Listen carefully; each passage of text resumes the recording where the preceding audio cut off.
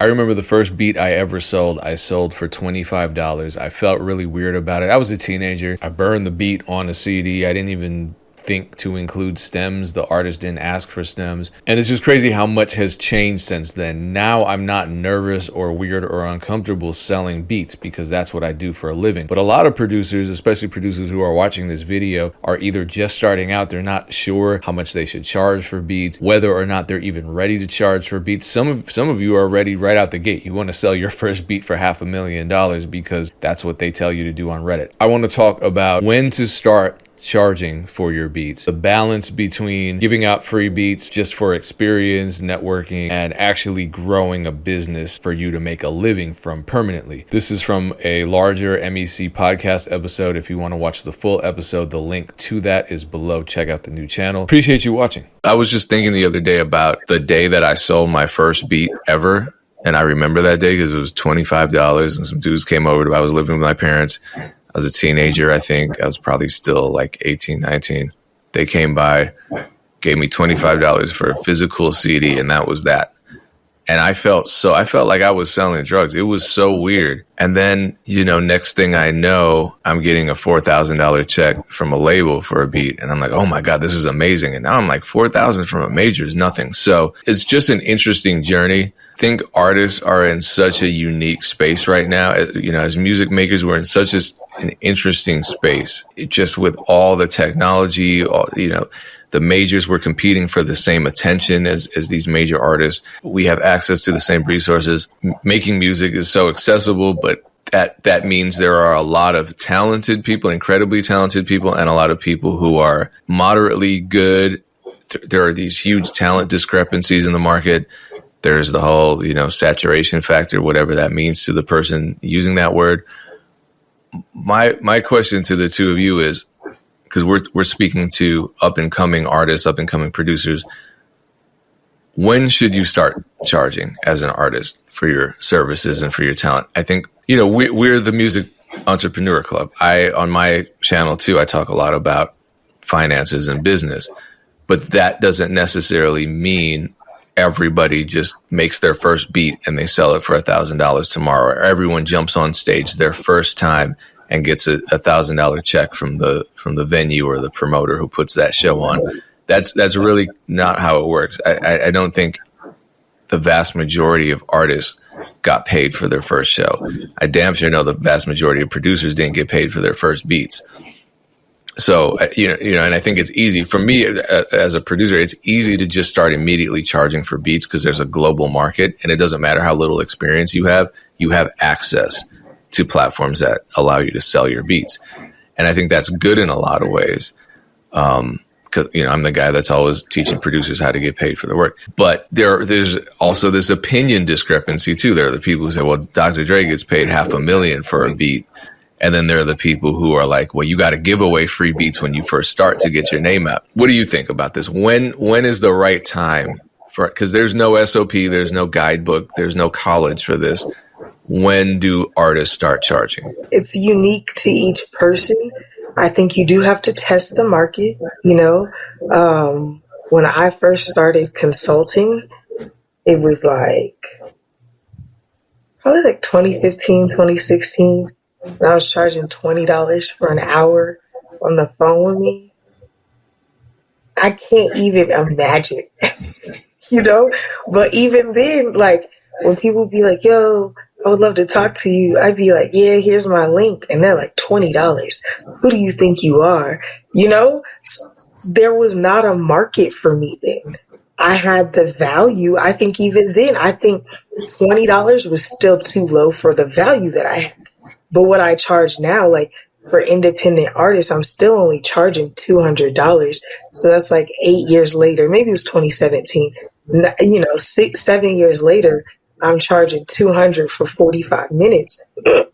I know my value is way higher than that because I get it for the same amount of time for different companies. So I'm priced in the market differently.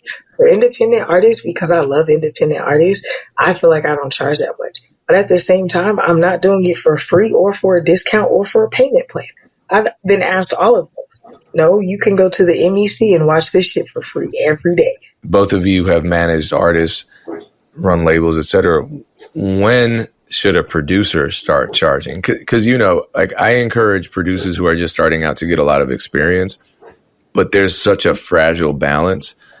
Because on the one hand, if you work for free too much, people might start expecting you to always work for free. And if you don't have experience, how do you place a dollar amount on that raw talent if it's not experience? And the way you get experience is by working for free in the beginning. Yeah. And so it's this really interesting paradox. And I think producers who start out will overcharge a lot of the times, or they'll undercharge. And the problem that I find with overcharging is that, you just kind of don't get any clients as a producer. But if you undercharge, if you're like, you know what, I'm just going to charge $20 for this custom beat. Yeah, well, if someone gives you $20, they're going to act like they own you for the next month and a half so you end up doing the work for a $5,000 beat and you only pocket $20. You're gonna get burned out. You can manage that communication. I don't suggest any producer just be like, look, I work for free. Like I'm at a point now, like you're always going to have those people that you work for free for, like kind of behind the scenes, but that I would never present that just like on Instagram, like, hey, producer, free beats, like who wants them? Like I would always present at least some price publicly, and then make exceptions for, work for free, kind of behind the scenes for people that you really want to work with, people that are super talented, or just the homies. Like, so I would never just start out saying, yeah, everything's for free. But should you do that day one? Like I made my first beat yesterday. I'm on the internet. These are my prices.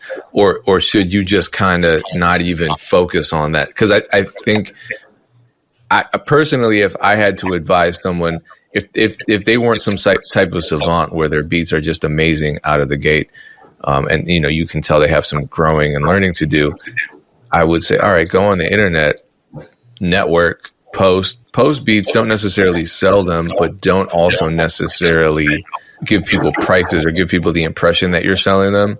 Because as you said, Dame, if someone wants the beats, they'll reach out. And you can figure that out, behind the scenes. You don't have to make it public until you're confident in your talent level and experience level. And then you can start putting a competitive but realistic price tag on it. And then also you can make your exceptions and you're testing the market. If it works, it works. If it doesn't, you adjust. Well, if it's your first beat, you probably shouldn't even sell that one because it's probably trash. But I just think that if you do offer free beats at any point, like that should be something special, like that you're doing for a particular purpose, maybe to get your email list up or to promote a certain contest or something. That shouldn't just be like the way your store is set up, like free beats for nothing, right? If producers want to give out free beats to get information, to get email addresses and things like that, I think that's cool. But I also think that they should educate them on like how to use the beat, make sure I'm credited, get the publishing right, etc.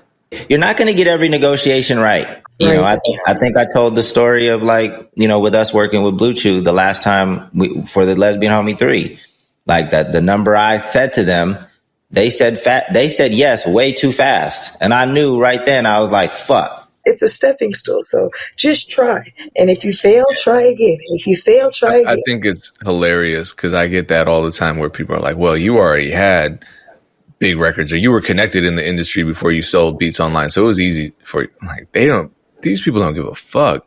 They really don't. Yeah. They absolutely do not. There are producers right now with hits on the top 100 right now that have 500 plays on each of their YouTube beat videos, and they're uploading like crazy. So they're still great. They got plaques coming in. They got royalty checks coming in quarterly from big hit records, and they are still leasing beats for $30 because, like what Aaron said, there is no autopilot. You got to work.